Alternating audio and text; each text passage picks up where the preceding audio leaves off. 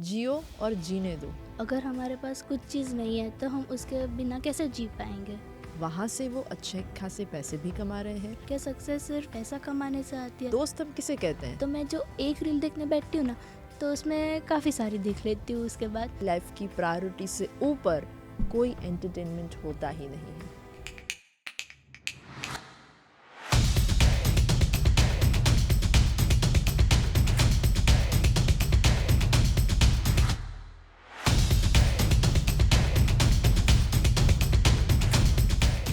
Ma'am, हमारे school में कहा जाता है कि तू अगर अच्छी पढ़ाई करेगी तो तेरे को अच्छी डिग्री मिलेगी, डिग्री मिलेगी तो तेरा अच्छा करियर होगा। तो क्या डिग्री और करियर ही सब कुछ है? क्या स्पिरिचुअलिटी और डांसिंग से मैं अपना करियर नहीं बना पाऊंगी? करियर बनाने के अलग अलग ऑप्शन होते हैं। एक है पढ़ाई करना और दूसरे हैं पढ़ाई के अलावा की कोई ऐसी चीज़ है जिसमें निपुणता हासिल करना और फिर करियर में आगे ग्रोथ करना। करियर का मतलब ये नहीं है कि सिर्फ और सिर्फ आप अच्छी पढ़ाई करें, अच्छी डिग्री हासिल करें, जॉब करें या तो कोई बिजनेस करें तो ही आप सफल होंगे। ऐसे बहुत सारे आर्टिस्ट हैं जो सिर्फ और सिर्फ पढ़ाई नहीं किए हैं, लेकिन पढ़ाई के साथ साथ उन्होंने डांसिंग में अपने एफर्ट्स लगाए हैं।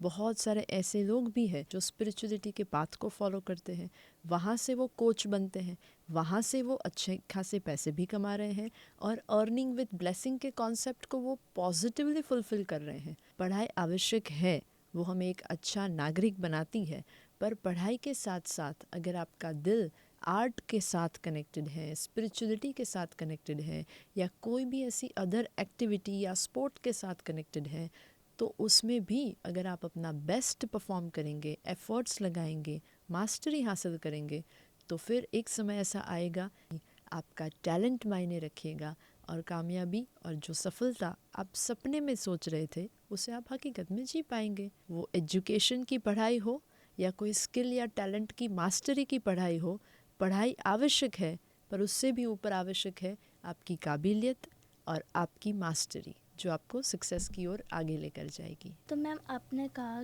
कि आपको सक्सेस आगे ले जाएगी, तो ये सक्सेस वर्ड क्या है? क्या सक्सेस सिर्फ पैसा है, पैसा कमाने से आती है सक्सेस, या किसी और चीज़ से भी आती है? आपको एग्ज़ाम में अच्छे मार्क्स मिलते हैं तो आप ज़्यादा खुश होते हैं, या आपको मेडिटेशन में कुछ अलग अनुभूति होती है तो आपको ज़्यादा खुशी मिलती है? मेडिटेशन में कुछ अलग अनुभूति होती है ओके, तब।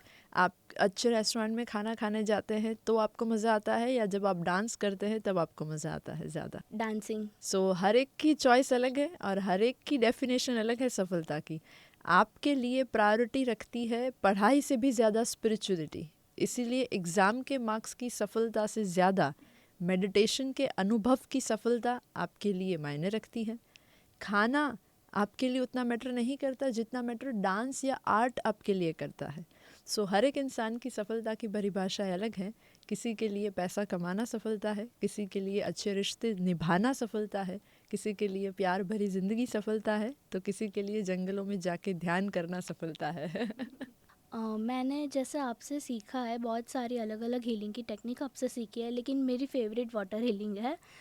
तो मैं जब भी किसी को वाटर हीलिंग करके देती हूँ और वो पीता है वो पानी, तब वो मेरे को एक सवाल पूछते हैं कि ऐसा क्या होता है जो पानी और हीलिंग मिक्स होते हैं तो सारी प्रॉब्लम्स दूर हो जाती है? इंसान के अंदर भी पानी है, हम पंच महाभूत का कॉम्बिनेशन है। हमारे इंटेंशन के द्वारा, हमारे एफर्ट्स के द्वारा, अफर्मेशंस के द्वारा, पॉजिटिविटी के द्वारा, अपने ऑरा के द्वारा और हमारे माइंडसेट के द्वारा जब हम एक पॉजिटिव इंटेंशन के साथ उस पानी में हीलिंग की एनर्जी जब पास ऑन करते हैं, तो वो पानी के अंदर का जो स्ट्रक्चर है वो इतना ज़्यादा पॉजिटिविटी की ओर आगे बढ़ जाता है कि वो पानी एक्चुअल में वो एक हीलिंग वाटर बन जाता है, जो पीने वाले के शरीर में अंदर जाकर उसे वो पॉजिटिव एनर्जी, वो पॉजिटिव वाइब्रेशन और वो पॉजिटिव इंटेंशन जो उस पानी में डाले गए हैं वो उसे कंज्यूम कर रहा है। और जब वो उसके अंदर जा रहा है, उसके रोम रोम में जा रहा है, उसकी रग रग में जब वो पानी जा रहा है, तो वो उसके अस्तित्व का भाग बन रहा है। जैसे हम खुली हवा में सांसें लेते हैं और आप एक लिफ्ट के अंदर बंद है और आप जब ब्रीदिंग कर रहे हैं तो उन दोनों में अंतर है। जब आप एक नॉर्मल पानी का ग्लास पीते हैं तो वो नॉर्मल पानी के ग्लास के पीने के बाद का जो संतोष है वो अलग है, और हीलिंग वाटर है उसके अगर एक गिलास पानी को आप पी रहे हैं तो उसके पीने के बाद का संतोष भी अलग है। अगर आप हिंदू है और आपने गंगा स्नान किया है तो ऋषिकेश की जो गंगा है, हरिद्वार की जो गंगा है, वो गंगा जल जब आप पीते हैं तो और जो आपको तृप्ति मिलती है वो इतनी अद्भुत होती है। सो सिमिलरली जब हम अपनी धरती माँ से जुड़ते हैं, पानी के साथ, पंच महाभूत के साथ, अग्नि के साथ, आकाश के साथ, वायु के साथ, जब हम अपने आप को कनेक्ट करते हैं, मेडिटेशन की गहराइयों में जाते हैं और पानी को जब हम एनर्जी देने में निमित्त बनते हैं, टूल बनने का कार्य करते हैं, तो वो पानी खुद ब खुद जो भी इंसान बाद में पिएगा उसके अंदर वो पॉजिटिविटी ट्रांसफ़र होगी जो 5 एलिमेंट्स के अंदर है, जो यूनिवर्सल कॉन्शियसनेस के अंदर है और जो ब्रह्मांड की कॉस्मिक एनर्जी है।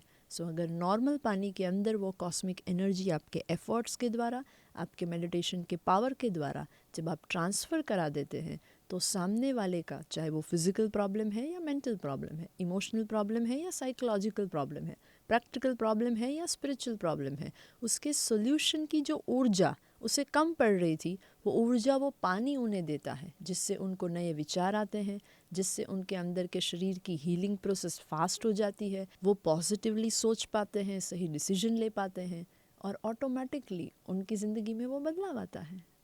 मैम स्कूल में कहा जाता है कि अच्छी पढ़ाई करेगी तो तेरी ज़िंदगी अच्छी रहेगी। हमें ज़िंदगी मिली क्यों है और हमें ज़िंदगी में करना क्या है? ज़िंदगी मिली है अनुभव करने के लिए।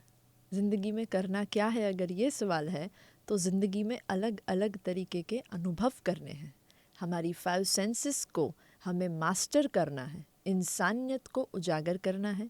हमारे अंदर बहुत सारी क्षमताएं हैं, चाहे वो ब्रीदिंग की टेक्निक्स हो, चाहे वो कॉन्शियसनेस की टेक्निक्स हो, चाहे वो इंट्यूशन की टेक्निक्स हो। यानी कि जब हम अपने आप को जानना शुरू करते हैं कि हम क्या कर सकते हैं। एग्जाम्पल आपको पता है हमारे पास 2 हाथ हैं, डॉक्टर को भी हाथ मिले हैं जिससे वो बेहतरी से किसी की जान बचाते हैं, ऑपरेशन करते हैं। एक माँ को भी हाथ मिले हैं और माँ के हाथ के खाने का स्वाद तो अलग ही होता है। हाथ सभी को मिले हैं, हर इंसान उन हाथों का उपयोग कैसे कर रहा है वो आधारित रखता है कि कैसे उसको सफलता मिलेगी, कैसे वो इंसान अपने हाथों की प्राप्ति को सार्थक कर पाएगा। सिमिलरली ज़िंदगी सभी को मिली है, कोई है जो ज़िंदगी जी रहा है और कोई है जो ज़िंदगी काट रहा है। आपको सोचना पड़ेगा कि ऐसा तो कौन सा काम है जो करने से आपको खुशी भी मिलती है, फ़ायदा भी मिलता है और वो एथिकली राइट भी है, यानी कि वो योग्य है, वो न्यायपूर्ण है। और कुछ भी समझ ना आए तो सिर्फ इतना सोचना काफ़ी है कि मुझे अगर इंसान बनाकर इस पृथ्वी पर भेजा गया है किसी सुपर पावर के द्वारा, तो मुझे इंसानियत को उजागर करना है, मुझे इंसानियत को समझना है, मुझे इंसान के पावर्स को, यानी कि ह्यूमन बीइंग की स्किल को, ह्यूमन बीइंग के टैलेंट को समझना है, एक्सप्लोर करना है, एक्सपीरियंस करना है, उसकी मास्टरी लेनी है, डिफरेंट एक्सपीरियंसेस करने हैं। सो ज़िंदगी का मकसद आपकी समझ और आपका इरादा तय करेगा कि आपकी लाइफ का पर्पस क्या है। बस आप खुश रहो, आपके आसपास वाले लोग खुश रहे, जियो और जीने दो, इतना मकसद काफ़ी है। मैम आप जब भी कंट्रीब्यूशन करने के लिए जाते हो आश्रम में या कहीं पर भी, तो मैं आपके साथ 2-3 बार आई हूँ और मैंने ये देखा है कि कुछ लोगों के पास आँखें नहीं होती और कुछ लोगों के पास खाना भी नहीं होता और मैं अपना आपको किस्मत वाली मानती हूँ कि मेरे पास ये सब है। अगर हमारे पास कुछ चीज़ नहीं है तो हम उसके बिना कैसे जी पाएंगे?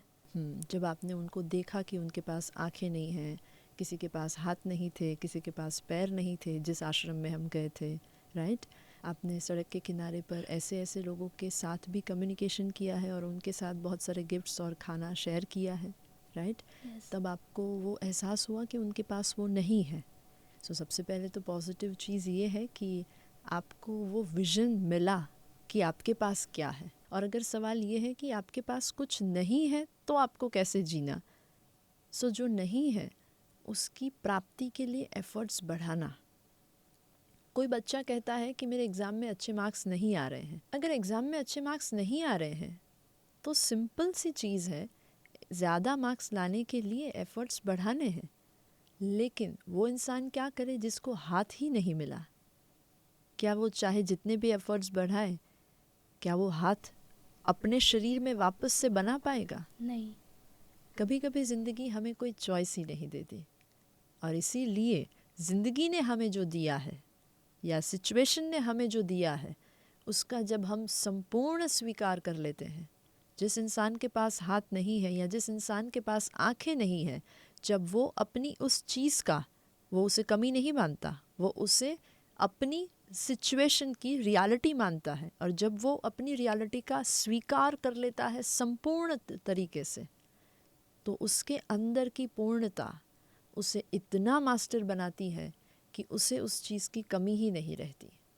हमें लगता है कि उनको बहुत ज़्यादा प्रॉब्लम्स होंगे, बहुत ज़्यादा तकलीफ़ें होंगी। हाँ होंगे, लेकिन ज़रा सोचो, जिस इंसान को आंखें नहीं दी गई है या नहीं मिली है या मिली थी लेकिन वो आंखें चली गई है, वो इंसान जब एक रोड क्रॉस करता है, हमें लगता है कि वो ज़्यादा एफ़र्ट्स दे रहा है, उसको ज़्यादा प्रॉब्लम्स का सामना करना पड़ रहा है। पर उसकी और हमारी अगर मेंटल स्ट्रेंथ की परीक्षा होगी ना, तो वो हमसे कई गुना ज़्यादा आगे होगा, क्योंकि वो डे टू डे लाइफ में इतनी ज़्यादा कॉमन सिचुएशन में भी इतने बड़े बड़े टास्क के रूप में वो उस सिचुएशन को जी रहा है कि उसके अंदर की मेंटल स्ट्रेंथ इतनी बढ़ चुकी है कि वो हमसे कई गुना बेहतर हो चुका है। उसका इवोल्यूशन ऑलरेडी उसने कर दिया है, क्योंकि उसके पास किसी चीज़ की कमी थी। तो अगर ईश्वर ने आपको किसी चीज़ नहीं दी है, किसी चीज़ से आपको अलग रखा है, सो उसका भी कोई पर्पस होगा। या तो वो चीज़ आप खुद प्राप्त करें या उसके बगैर जीना सीखे और दूसरी चीज़ जो है आपके पास उसकी मास्टरी लाना शुरू करें।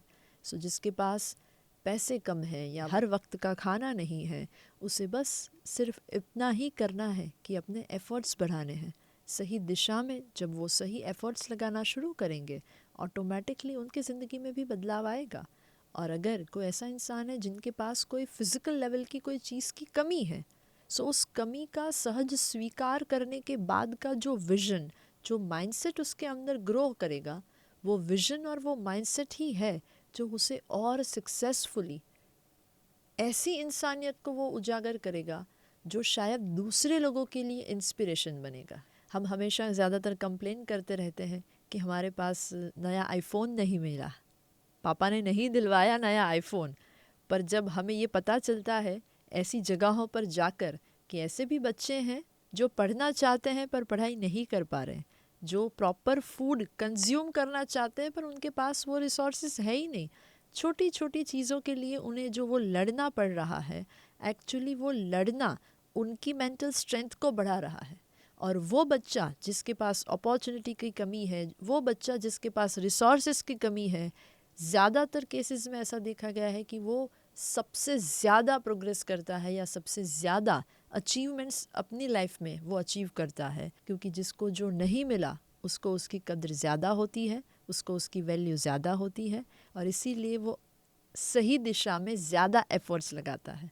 सो अगर किसी को कुछ नहीं मिला है तो वो पाने की कोशिश करो, और अगर ऐसी चीज़ है जो कभी मिलने ही नहीं वाली, जैसे कि आँखें या हाथ या पैर या कोई और भी चीज़, तो उसका संपूर्ण सहज स्वीकार करके जो मिला है उसकी मास्टरी हासिल करो।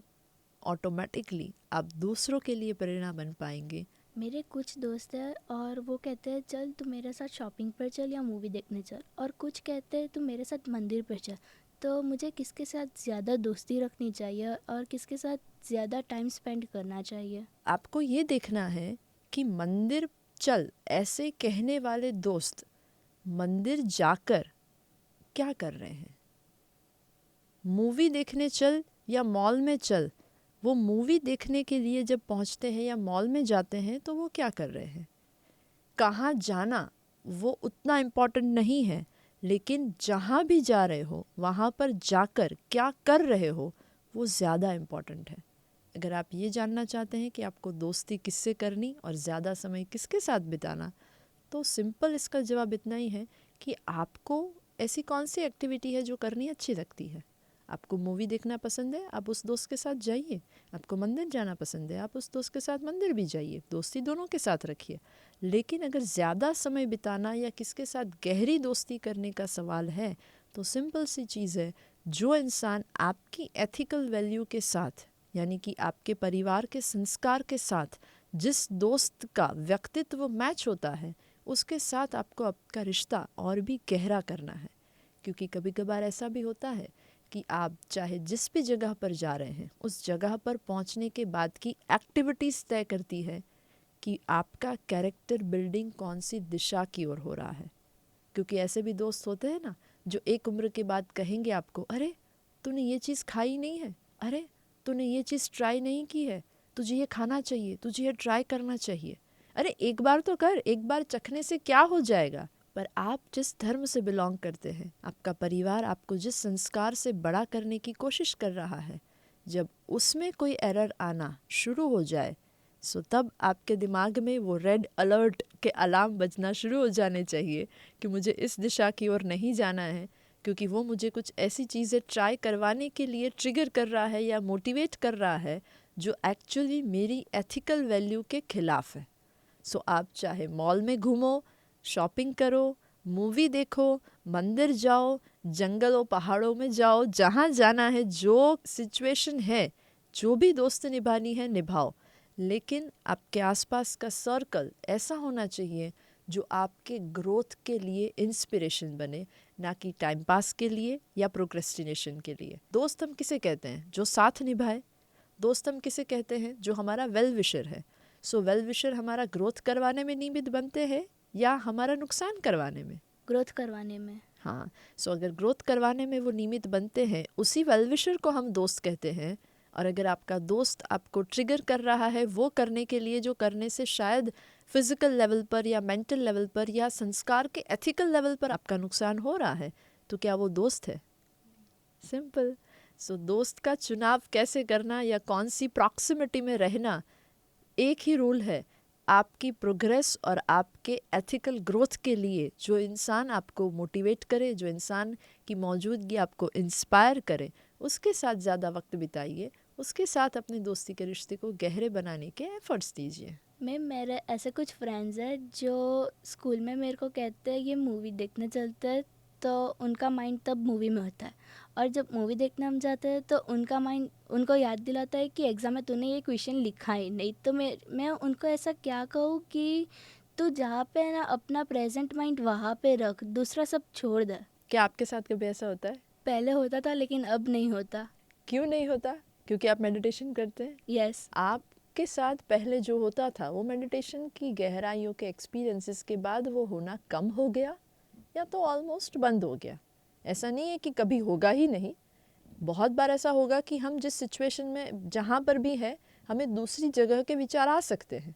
पर अगर ये बार बार हो रहा है और उससे हम जहाँ पर है वो काम बिगड़ रहा है, पढ़ाई के वक्त मूवी के ख्याल आना गलत नहीं है, पर अगर वो फोकस आपका शिफ्ट करा रहा है और आप पढ़ने को ही प्रोक्रेस्टिनेट कर रहे हो, तो डेफिनेटली आपको उस स्वभाव को या उस आदत को बदलने की आवश्यकता है। अगर आप कहीं पर एंजॉय करने गए हैं दोस्तों के साथ और वहाँ पर आपको चिंता याद आती है कि ये जवाब नहीं लिखा या ये सवाल नहीं समझ आया था, तो फॉर श्योर आप उस एन्जॉयमेंट की मोमेंट को कॉम्प्रोमाइज़ कर रहे हो, और जो और ऊपर से एंजॉय कर रहा था उसे भी आप टेंशन याद दिला रहे हो कि शायद वो भी यही अब सोचना शुरू करेगा कि यार मैंने तो लिखा था पर ये बोल रहा है तो मेरा भी रह गया होगा, उसके अंदर भी वो ट्रिगर हो जाता है। सो जो आप मेडिटेशन करते हैं उसकी रेगुलर प्रैक्टिस से आपके साथ अगर इतना पॉजिटिव परिवर्तन आ सकता है तो आपके दोस्तों के साथ भी ये हो सकता है। सो आपको मेडिटेशन के द्वारा आपने क्या अचीव किया है वो जब आप शेयर करेंगे, आपको क्या बेनिफिट्स मिले जब आप उनको वो बताएंगे, मेडिटेशन कितना सिंपल है या वो करने से आपकी ज़िंदगी में क्या पॉजिटिव रिजल्ट्स आपने अचीव किए हैं, जब आप वो सब शेयर करना शुरू करेंगे आपके पेरेंट्स से, आपके परिवार से, जब वो बच्चे सुनेंगे कि आपकी रूटीन लाइफ का एक पूरा स्ट्रक्चर है, बहुत इम्पॉर्टेंट पार्ट है उसका मेडिटेशन, तो फिर उनको भी एक जिज्ञासा होगी जानने की कि चलो ट्राई करते हैं। और जब वो ट्राई करने के लिए तैयार हो तो आप उन्हें अच्छे से गाइड करो कि कैसे सबकॉन्शियस माइंड के सही प्रोग्रामिंग से राइट केमिकल रिलीज़ होंगे दिमाग में, जिससे उनका फोकस बढ़ेगा, जिससे उनका कंसंट्रेशन बढ़ेगा, जिससे वो और भी अच्छा ग्रोथ कर पाएंगे, फोकस के साथ सही तरीके से पढ़ाई कर पाएंगे, मूवी को भी एंजॉय कर पाएंगे, और अपनी जो स्टेट ऑफ बीइंगनेस है यानी कि प्रेजेंट में रहने का जो हमारा एक कॉन्शियसनेस, हमारी जो सभानता है, उसको भी वो इवॉल्व कर पाएंगे। पर ये सारी चीज़ें पहले नहीं समझ में आएगी, उसके लिए उन्हें ट्राई करना पड़ेगा। जैसे मूवी भी आप ट्राई करने ही जाते हैं, अच्छा है या बुरा है वो कब पता चलता है? देखने के बाद। सिमिलरली मेडिटेशन से आपको कितना फ़ायदा हुआ या क्या नहीं हुआ वो कब पता चलेगा? एक्सपीरियंस करने के बाद। तो उनको एक्सपीरियंस कराने के लिए आप उनके इंस्पिरेशन बनना शुरू करो। हालांकि आप तो हर दिन मेडिटेशन करते ही हैं। अच्छी चीज़ें बताना जितना जल्दी शुरू करेंगे ना, उतनी ही लोगों की बुरी चीज़ें वो छोड़ पाएंगे। हम हमारी गलतियां बता देते हैं दोस्तों को आसानी से, दोस्त है ना वो, तो हमने क्या गलत किया वो हम उसके साथ बिल्कुल आसानी से शेयर कर लेंगे कि आज मुझसे ये गलती हो गई, मैंने ये आंसर गलत लिख दिया, अरे वो टीचर ने मुझे डांट दिया, या मैं आज होमवर्क की बुक घर पे भूल कर आ गई। हम सारी गलतियां आसानी से शेयर कर लेते हैं, लेकिन इतनी ही आसानी से जब आप स्पिरिचुअलिटी शेयर करना शुरू करेंगे तो ना सिर्फ आपकी, आपके आसपास के सर्कल की, आपके दोस्तों की भी ज़िंदगी में पॉजिटिविटी की शुरुआत हो जाएगी। मैम मेरी एक दोस्त है जो हमेशा इंस्टाग्राम पे एक्टिव रहती है और मेरे को 1-2 घंटे में 2-3 रील्स भेजती है। तो मैं जो एक रील देखने बैठती हूँ ना, तो उसमें काफ़ी सारी देख लेती हूँ उसके बाद। तो इस चीज़ को हमें कम करना तो कैसे करें? आपने कभी पानी पिया है? यस। आप कितना पानी पी लेते हैं एक बार में? 1 ग्लास तो 2 ग्लास क्यों नहीं पी पाते? हैवी हो जाता है। सो आपने कभी अपने दिमाग को पूछा है, दिमाग को क्या लगता है कि मैं फ़्रेश होने के लिए इंस्टाग्राम का यूज़ कर रहा हूँ या सोशल मीडिया के किसी भी प्लेटफॉर्म का यूज़ कर रहा हूँ क्योंकि मुझे फ़्रेश होना है। तो वो हाथ तो बस स्क्रॉल किए जा रहा है, किए जा रहा है, किए जा रहा है, और नज़रें जो है वो उस स्क्रीन पर देखे जा रही है, देखे जा रही है, और माइंड को मज़ा आ रहा है, केमिकल रिलीज़ हो रहे हैं। पर हम 1 ग्लास से ज़्यादा एक बार में, अगर आपका ये कहना है कि आप पानी नहीं पी सकते क्योंकि वो ज़्यादा लोड हो जाएगा, तो ओवरलोड यहाँ भी तो हो रहा है, डेटा का, इन्फॉर्मेशन का, स्क्रीन टाइम का, कभी कभी नेगेटिविटी का। सोशल मीडिया में अंदर जितना आसानी से जाते हैं उतनी आसानी से अगर बाहर आना है तो क्या करना? सो बस आप मोबाइल का यूज़ करते हैं, उसके अंदर सोशल मीडिया का यूज़ करते हैं, पर क्या आप जानते हैं ऐसे भी टूल्स और ऐसी भी एप्लीकेशन हैं जिसके उपयोग के द्वारा वो एप्लीकेशन को आप टेम्पररी टाइमर लगा के उसे यूज़ कर सकते हैं कि हम भूल जाएंगे कि 10 मिनट हो गई है, 15 मिनट हो गई है, पर वो एप्लीकेशन तो हमें याद दिला ही देगी कि वो 10 मिनट हो गई है, और वो खुद ब खुद अलार्म बजेगा, उसका टाइमर रखा है, तो वो एप्लीकेशन रीओपन ही नहीं होगी। सो सोशल मीडिया का उपयोग करना चाहिए, पर उतना भी ज़्यादा नहीं कि जिससे हमारा ही नुकसान हो रहा हो और उस नुकसान का हमें पता भी ना चल रहा हो। और कुछ कुछ अच्छे बच्चे ऐसे भी हैं जो एटलीस्ट स्वीकारते हैं कि हाँ हम उपयोग कर रहे हैं, हम उसके अंदर बह जाते हैं, लेकिन हम उसमें से बाहर आना चाहते हैं। सो ऐसे कॉन्शियसनेस वाले बच्चों के लिए सिर्फ एक ही टेक्निक है, आप जैसे लिमिट के बाहर ना खाना खाते हैं, ना नींद लेते हैं, ना पानी पीते हैं, और ना ही आप पढ़ाई करते हैं एक लिमिट के बाहर, तो सोशल मीडिया की भी तो लिमिट सेट कीजिए, माइंड में कीजिए, एप्लीकेशन में कीजिए, अपनी समझ की, अपने विजडम की प्रायोरिटीज़ को सेट करने के लिस्ट में उसकी लिमिट को सेट कीजिए। आपकी ही सभानता है जो आपको उसमें से बाहर लाएगी। नींद में से जागने का कार्य बाहर की आवाज़ तो करती ही है, पर शरीर को भी एहसास होता है कि 8 घंटे से सो रहा हूँ। शरीर भी माइंड को एक अलर्टनेस देता ही है, माइंड भी शरीर को अलर्टनेस देता है कि तू कब से लेटा हुआ है, अब तो जाग जा। सो सोशल मीडिया को यूज़ करते वक्त भी एक छोटी सी सभानता कि हम सांस ले रहे हैं, हम जिंदा है, ये सोशल मीडिया है, मुझे इसमें से बाहर आना है, एक छोटी सी सभानता, एक छोटा सा पॉज, वो हमें उसमें से बाहर निकाल के रख देगा।